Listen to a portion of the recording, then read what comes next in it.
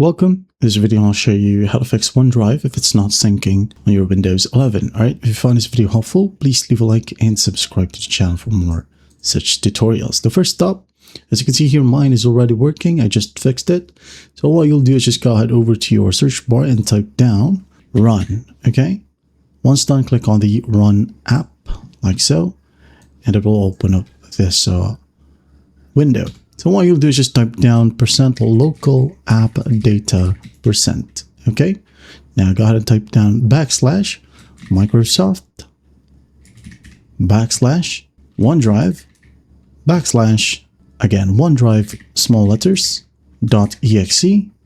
Now space /reset. Okay. And once that's done, just hit on OK. And this will only work if you have installed OneDrive via the Microsoft Store, or it is installed automatically by the computer's manufacturer. Okay. If not, don't worry, you still have an option. Okay. Now, if this fixes your issue, well, you're good to go.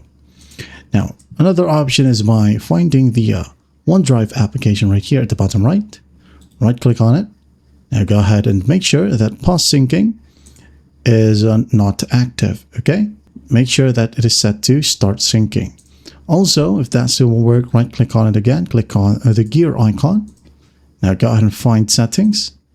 And then here, just click on unlink this PC. All right, click on it and just click on unlink account like so, and just relink it once more. Okay, go ahead and find OneDrive, right click on it and just sign in.